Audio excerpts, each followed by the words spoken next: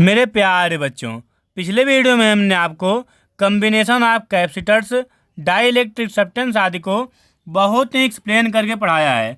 But बच्चों, क्या आपके ध्यान में कभी यह आया है कि डाइइलेक्ट्रिक सब्सटेंस का कंडेंसर, जिसको आप कैपेसिटर भी बोलते हैं, पर क्या इफेक्ट पड़ता है? शायद नहीं। तो आज हम आप इसी टॉपिक पर डिस्कशन करेंगे कि कंडेंसर पर डाइइलेक्ट्रिक सब्सटेंस का क्या इफेक्ट पड़ता है और हम कैपेसिटर के प्लेट्स के बीच डाइइलेक्ट्रिक सब्सटेंस क्यों फील करते हैं।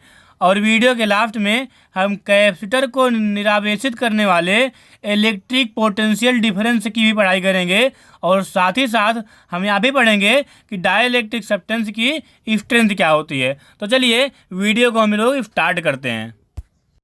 अब हम देखेंगे कि कैपेसिटर के अंदर क्योंकि आप जानते हैं और नहीं जानते हैं, जान लीजिए कि कैपेसिटर के अंदर जो है डाई इलेक्ट्रिक सब्सटेंस भरा जाता है। क्योंकि अगर कैपेसिटर के अंदर डाई इलेक्ट्रिक सब्सटेंस नहीं भरा जाएगा तो जो दोनों प्लेटें होंगी वो चिपक नहीं जाएंगी। अगर कैपेसिटर के बीच में किसी को रखा नहीं जाएगा तो एक में पॉजिटिव चार्ज होता है, एक में निगेटिव चार्ज। तो पॉजिटिव चार्ज और निगेटिव चार्ज दोनों अट्रैक्ट नहीं कर जाएंगे। अट्रैक्ट कर जाएंगे तो प्लेटें एक दूसरे अट्रैक्ट कर जाएंगी, चिपक जाएंगी, और चिपक जाएंगी तो निरावेशित हो जाएंगी, अनचार्ज हो जाएंगी, खराब हो जाएंगी। तो इसीलिए डाइइलेक्ट्रिक सब्सटेंस को कैपेसिटर के प्लेट्स के बीच में रखा जाता है क्योंकि प्लेटें चिपक ना पाए। और भी बहुत सारे कारण होते हैं। डाइइलेक्ट्रिक सब्सटेंस को कैपेसिटर के प्लेटों के बीच रखने पर उनकी कैपेसिटी बढ़ जाती है, कैपेसिटेंस बढ़ जाता है।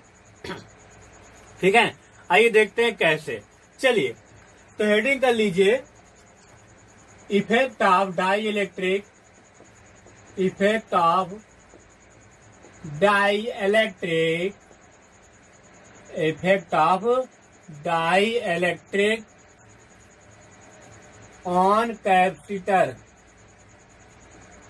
On capacitor. हिंदी इसकी होगी संधारित्र पर परावैद्युत का प्रभाव। चलिए तो यहाँ पर हम एक कैपेसिटर बना लेते हैं, पैरेलल प्लेट कैपेसिटर बना रहे हैं।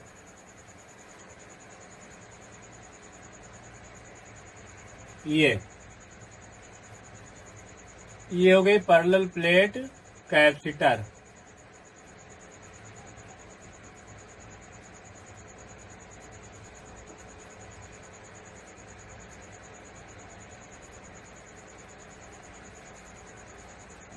तो ये पैरेलल प्लेट कैपेसिटर हो गया। हम मान लेते हैं कि इसमें पॉजिटिव चार्ज है और उसमें क्या है, निगेटिव चार्ज। इस वाले में क्या है, निगेटिव चार्ज। इसमें टोटल चार्ज है प्लस क्यू, इसमें टोटल चार्ज है माइनस क्यू। अब क्या ध्यान दीजिए, इसमें क्या करेंगे हम, इसमें हम क्या कर रहे हैं कि इसके बीच में एक डाई इलेक्ट्रिक सब्सटेंस रख दे रहे हैं।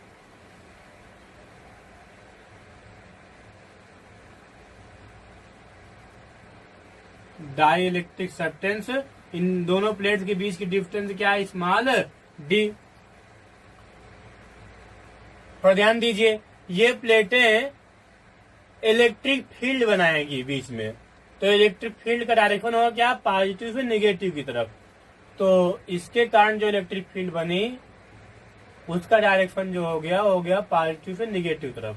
ठीक, किसके कारण, प्लेट्स के कारण। ठीक है, अब सुनिए, जब आप इसको इलेक्ट्रिक फील्ड में रखेंगे डाइइलेक्ट्रिक सब्सटेंस को, तो ये ध्रुवित हो जाएगा। तो निगेटिव चार्ज इसका होगा वो इधर आ जाएगा, पॉजिटिव चार्ज इधर। तो इधर आ गया पॉजिटिव चार्ज और इधर क्या आ जाएगा, निगेटिव चार्ज। ठीक है, तो जब ये पॉजिटिव चार्ज निगेटिव चार्ज अलग हो गए तो ये भी स्वयं का एक इलेक्ट्रिक फील्ड बना लिया। डायरेक्शन क्या होगा, पॉजिटिव से निगेटिव की तरफ। हम मान लेते हैं जो प्लेट्स ने इलेक्ट्रिक फील्ड बनाया उसका मान है E0। क्या है, E0। और जो डाइइलेक्ट्रिक सब्सटेंस ने इलेक्ट्रिक फील्ड बनाया उसका मान है EI। ठीक, ध्यान दीजिएगा। क्या है उसका मान, ई आई। ठीक, आगे ध्यान दीजिए, अगर नेट इलेक्ट्रिक फील्ड की बात करें तो नेट इलेक्ट्रिक फील्ड हो जाएगा ई नेट इक्वल, बड़ा कौन होगा, जो प्लेट बनाएगी, क्योंकि ये तो कंडक्टर है ना, प्लेट जो है चालक के होते हैं और चालक में बहुत सारे मुक्त इलेक्ट्रॉन होते हैं, तो इसलिए इसमें चार्ज ज्यादा होगा, इसमें हमेशा चार्ज चालक की अपेक्षा कम होगा। ठीक है, ध्यान रखिए, चार्ज मतलब कि इसमें मुक्त इलेक्ट्रॉन ज्यादा, इसमें मुक्त इलेक्ट्रॉन जो डाइलेक्ट्रिक सब्सटेंस में मुक्त इलेक्ट्रॉन कम,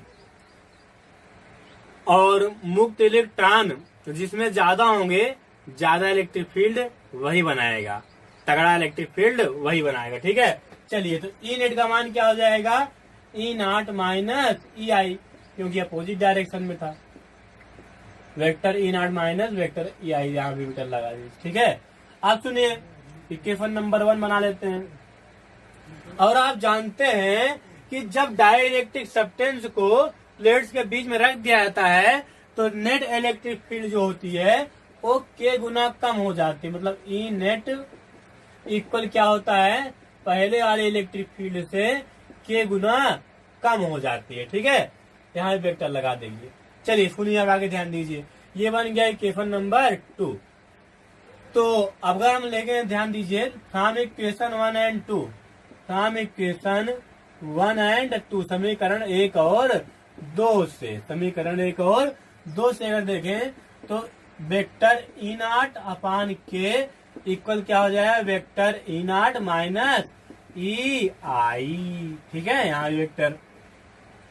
अब आगे आप ध्यान दीजिए, तो यहाँ पे आप जानते हैं कि अब मैग्नीट्यूड लेना। ठीक है, ऐसा करिए कि सबका मैग्नीट्यूड लीजिए, वेक्टर हटा दीजिए, सब मैग्नीट्यूड लीजिए, लगा भी सकते हैं, कोई प्रॉब्लम नहीं, लगा भी सकते हैं, लेकिन क्या फालतू। चलिए ध्यान दीजिए, तो आप जानते हैं कि ई इक्वल क्या होता है, sigma upon epsilon not. Put करिए, चलिए, तो यहाँ पे हो जाएगा सिग्मा अपान एप्सिलॉन नॉट। तो यहाँ ध्यान दीजिए, हम मान लेते हैं कि जो प्लेट्स हैं इनके आवेश का पृष्ठ घनत्व जो है वो है सिग्मा, और जो डाइलेक्ट्रिक सब्सटेंस है इसका आवेश का पृष्ठ घनत्व है सिग्मा आई। ठीक, चलिए, तो यहाँ हो गया सिग्मा पान एप्सिलॉन नॉट इंटू क्या हो जाए, के सिग्मा पान के एप्सिलॉन हो गया इक्वल ई, तो यहाँ पे वेक्टर ई नॉट रहेगा, सॉरी वेक्टर ई नॉट, ये देखिए, तो वेक्टर ई नॉट पे क्या हो जाएगा, sigma upon epsilon naught minus vector E I place पे sigma I upon epsilon naught. अब आप ध्यान दीजिए, तो कॉमन लेग कट जाएगा, बचेगा क्या, सिग्मा अपान के इक्वल सिग्मा माइनस सिग्मा आई, सिग्मा सिग्मा एक तरफ करिए, ये हो जाएगा sigma I equal sigma common ले लीजिए, अंदर क्या बचेगा, 1 माइनस 1 अपान के। ठीक, तो ये बन गया फार्मूला किसके किसके बीच का, आवेश के पृष्ठ घनत्व, आवेश का पृष्ठ घनत्व और परावैद्युतांक के बीच का संबंध बन गया, रिलेशन ये। ठीक है, और यहाँ पे निष्कर्ष क्या निकला, इफेक्ट ऑफ डाइलेक्ट्रिक में क्या निष्कर्ष निकला, पहला निष्कर्ष ये निकला कि प्लेटों के कैपेसिटर के बीच, कैपेसिटर के प्लेटों के बीच डाइलेक्ट्रिक सब्सटेंस रखने पर उसके अंदर की विद्युत क्षेत्र घट जाता है। ठीक है, तो नीचे लिखेंगे, अर्थात कैपेसिटर के प्लेट्स के बीच में डाई इलेक्ट्रिक सब्सटेंस रखने पर, डाइलेक्ट्रिक सब्सटेंस के स्थान पे आप परावैद्युत पदार्थ लिख लीजिएगा, तो क्या लिखेंगे, संधारित्र के प्लेटों के बीच परावैद्युत पदार्थ रखने पर नेट विद्युत क्षेत्र की तीव्रता के गुना कम हो जाती है, अर्थात कम हो जाती है। ठीक है, तो ये हुआ। अब सेकंड पे चलते हैं, सेकंड देख लेते हैं कि इसके बीच का जो इलेक्ट्रिक पोटेंशियल डिफरेंस होता है उस पर क्या प्रभाव पड़ता है डाइलेक्ट्रिक का। तो इसको आप छाप लीजिए और चलते हैं कि इलेक्ट्रिक पोटेंशियल डिफरेंस पर क्या इफेक्ट पड़ता है, इसको देख लेते हैं। छाप लीजिए, इसको पॉज करके छाप लीजिए।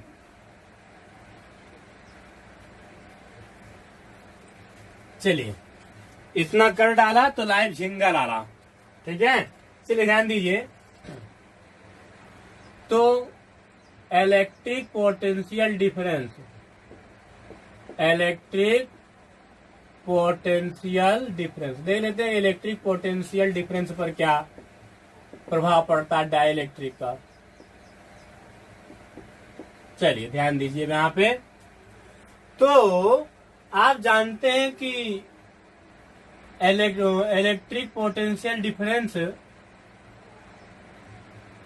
मतलब डेल्टा वी बिटवीन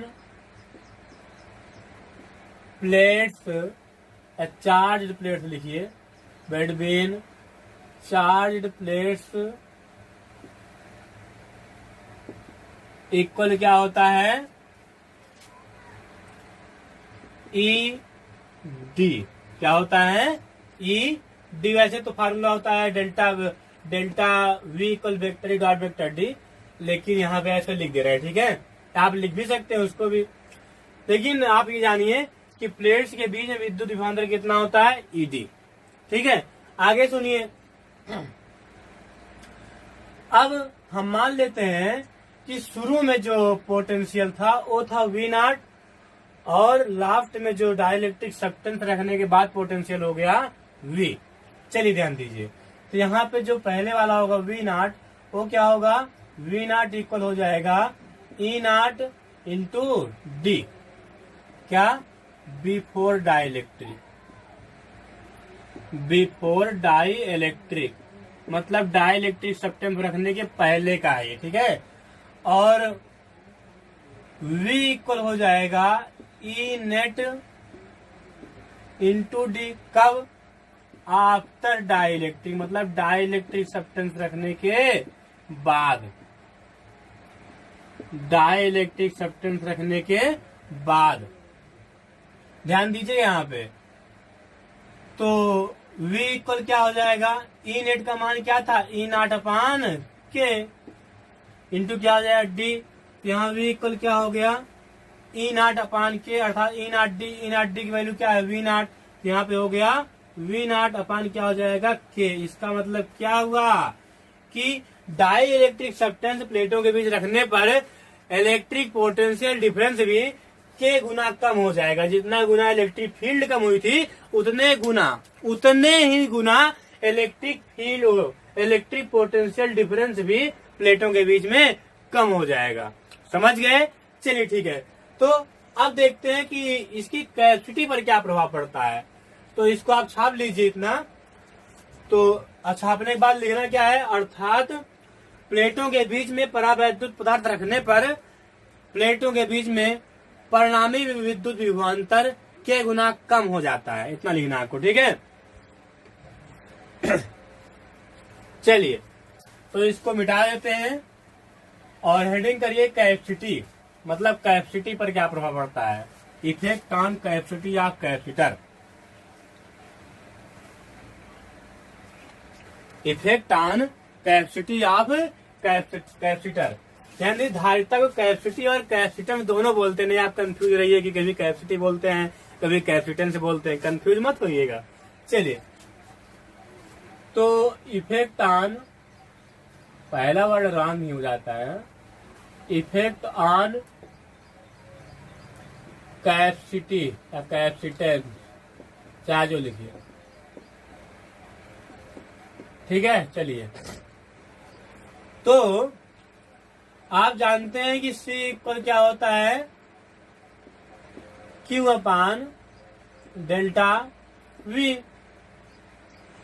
तो C इक्वल हम मान लेते हैं कि शुरू में धारिता, जब डाइलेक्ट्रिक सब्सटेंस नहीं रखे थे तब धारिता थी C नॉट। तो C नॉट इक्वल क्या हो जाएगा, Q अपान डेल्टा V। या यहाँ पे शुरू में कितना पोटेंशियल में माने थे, V नॉट, तो यहाँ पे हो जाएगा V नॉट। कब, before dielectric, before dielectric. ठीक है, और बाद में क्या हो जाएगा, बाद में धारिता मान लेते हैं C, मतलब डाइलेक्ट्रिक सब्सटेंस रखने के बाद। तो C इक्वल क्या हो जाएगा, Q अपान V। V क्यों लिखे, क्योंकि डाइलेक्ट्रिक सब्सटेंस रखने के बाद आप पोटेंशियल कितना माने, V। ठीक है, अभी देखे थे ना पिछले में। तो यहाँ पे लिखेंगे आफ्टर डाइलेक्ट्रिक, आफ्टर डाइलेक्ट्रिक। समझ में आ रहा है अच्छे से? चलिए ठीक है। तो C इक्वल क्या हो जाए, Q अपान V। V के प्लेस पे क्या हो जाएगा, आप जानते हैं V इक्वल क्या था, V नॉट अपान K। तो ये हो गया V नॉट अपान K। तो ये हो जाएगा आगे चल करके C equal K Q upon V not. तो C इक्वल हो जाए K और Q upon V not equal क्या है यहाँ पे देखिए C नॉट। तो ये हो गया C नॉट। बस यही तो चाहिए था हमें, इसीलिए तो डाइलेक्ट्रिक रखे थे बीच में। क्यों? कैपेसिटी को बढ़ाने के लिए। हमें कैपेसिटर से क्या चाहिए, अच्छा कैपेसिटर कौन माना जाएगा, जिसकी कैपेसिटी जितनी ज्यादा होगी वह कैपेसिटर उतना ही अच्छा माना जाएगा, या उतना ही अच्छा होता ही है। कैपेसिटर मतलब जिसकी कैपेसिटी ज्यादा हो, आवेश संचित करने की क्षमता ज्यादा हो। तो वही C इक्वल KC नॉट। देखिए इलेक्ट्रिक फील्ड घट गई, पोटेंशियल डिफरेंस घट गया, लेकिन कैपेसिटी बढ़ गई। यही हमारा एम भी था। ठीक, तो मेन रीजन यही है जिसके कारण हम डाइलेक्ट्रिक सब्सटेंस को संधारित्र के प्लेटों के बीच में रखते हैं। एक फायदा और होता है, एक फायदा ये होता है कि ये प्लेट्स को चिपकने से रोकता है। यहाँ बीच में रख देंगे तो प्लेट्स जो अट्रैक्ट करती रहती है, चिपकने को चाहती हैं और चिपक नहीं पाती हैं। और एक फायदा और होता है कि जो प्लेट्स होती हैं इनको मजबूती मिलती है, सपोर्ट मिलता है। ठीक है, चलिए तो ये 3 हुए इफेक्ट ऑन कैपेसिटेंस। आप कैपेसिटर भी आगे लिख सकते हैं। तो यहाँ पे लिखेंगे, इतना लिखने के बाद अर्थात संधारित्र के प्लेटों के बीच परावैद्युत पदार्थ रखने पर उसकी धारिता बढ़ जाती है। ठीक है, चलिए ठीक है। अब आगे हेडिंग करिए आप, advantage of dielectric. Advantage of dielectric. चलिए, एडवांटेज ऑफ डाइलेक्ट्रिक की हिंदी होगी परावैद्युत के लाभ। परावैद्युत के लाभ अभी जो बताया वही लिखाएंगे, बस ज्यादा बात नहीं करेंगे एडवांटेज ऑफ डाइलेक्ट्रिक पे। बोर्ड से जो आएगा क्वेश्चन बोर्ड में वही पढ़ा रहे हैं आपको, एक्स्ट्रा नहीं। और जो एक्स्ट्रा होगा उसको हम बता भी देंगे कि हाँ ये एक्स्ट्रा है, आप इसको चाहे पढ़िए चाहे न पढ़िए, चाहे छोड़ दीजिए। चलिए तो हेडिंग करेंगे advantage of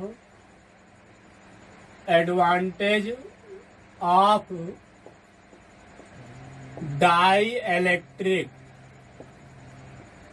advantage of dielectric, Hindi इसकी होगी परावैद्युत के लाभ। ठीक है, चलिए तो अभी आपको बताए थे, फिर बनाए क्या फिगर भी जो बनाए तो वही आपको बना लेना है। ठीक है, सुनिए। पहली बात तो ये कि संधारित्र के प्लेटों के बीच परावैद्युत पदार्थ रखने से संधारित्र के प्लेटें एक दूसरे से चिपकती नहीं है, मतलब चिपकने से रोकता है परावैद्युत। दूसरी बात ये, संधारित्र के प्लेटों के बीच परावैद्युत पदार्थ रखने से प्लेटों को मजबूती मिलती है। और तीसरी बात यह है, तीसरी बात यह है कि संधारित्र की धारिता बढ़ जाती है। इतना आप लिख लीजिए। पहला क्या लिखेंगे,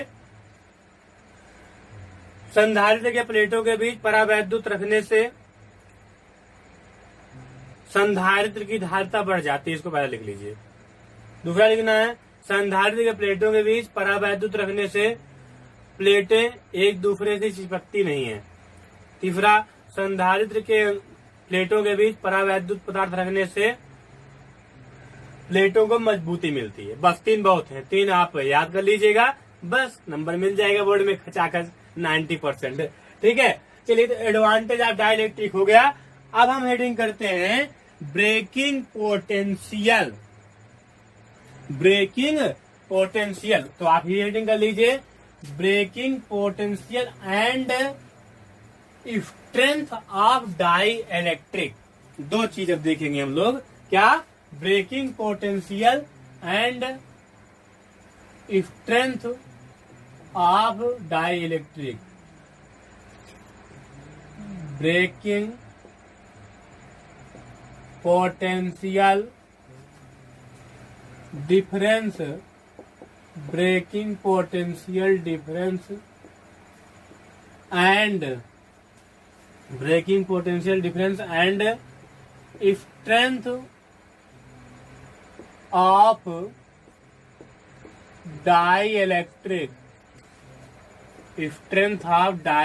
इलेक्ट्रिक, इसकी हिंदी हो गई भंजक विभवांतर तथा परावैद्युत सामर्थ्य। तो पहले देख लेते हैं कि भंजक विभवांतर क्या होता है, ब्रेकिंग पोटेंशियल। चलिए तो देखते हैं ब्रेकिंग पोटेंशियल क्या होता है। फिर वही फिगर रट उठेगा आपको, ये फिगर ध्यान दीजिए और रट जाना चाहिए, ये ध्यान दीजिएगा आप। तो पहले हम बनाते हैं कैपेसिटर, पैरेलल प्लेट कैपेसिटर बनाते हैं। अभी आप पैरेलल प्लेट कैपेसिटर पढ़ेंगे तो आगे क्या बनाएंगे।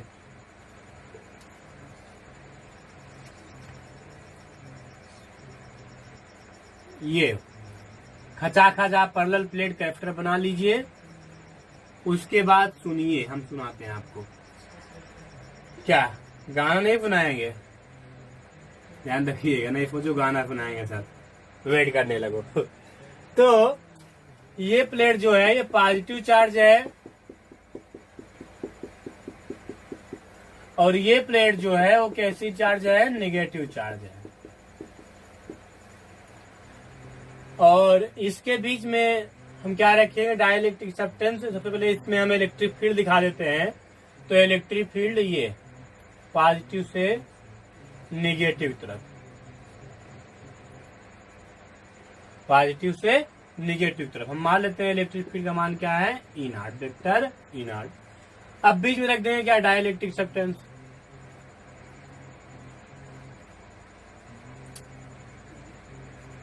यही तो बात है, फिगर हमसे सही बनता नहीं है।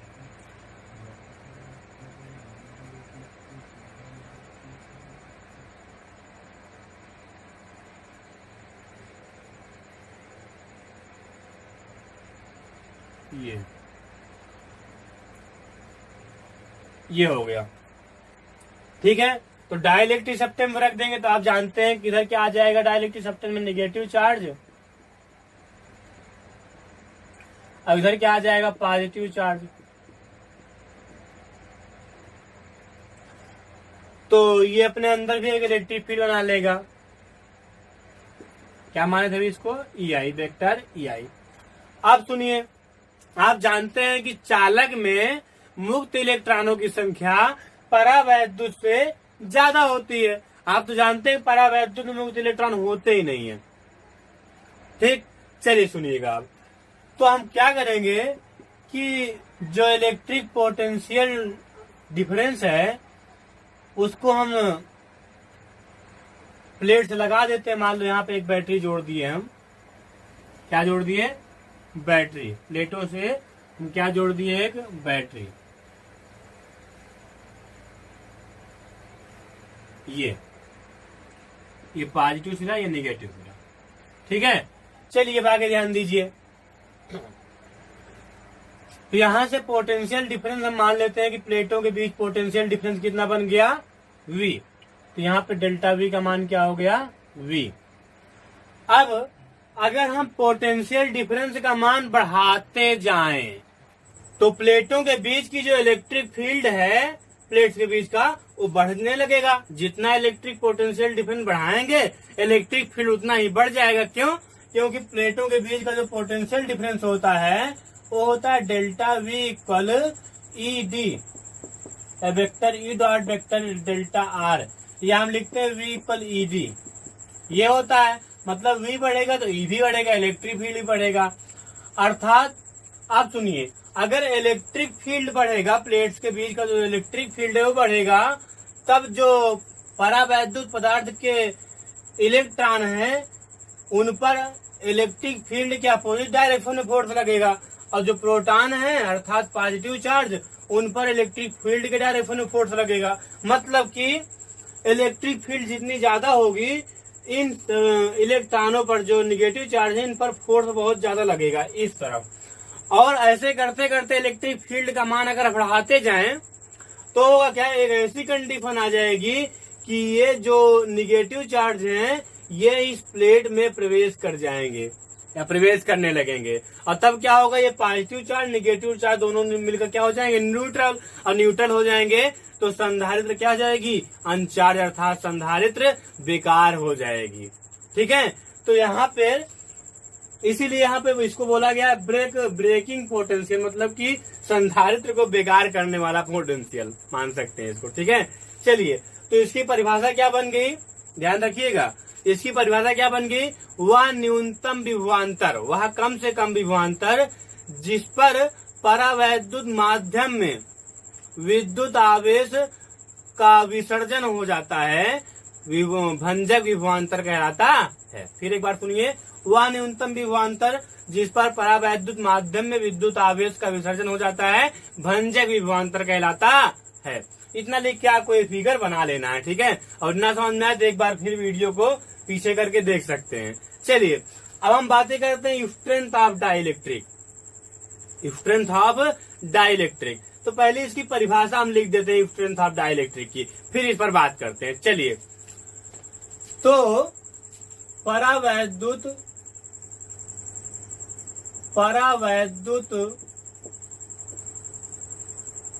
के विद्युत क्षेत्र, परावैद्युत के विद्युत क्षेत्र सहन करने की क्षमता को ही, विद्युत क्षेत्र सहन करने की क्षमता को ही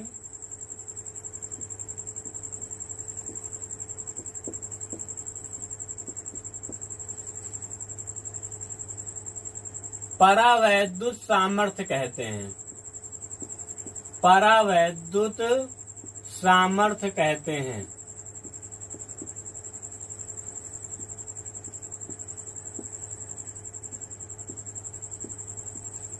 ध्यान दीजिए, बहुत मस्त डिफिनीशन बनी है इसकी, ध्यान रखिएगा।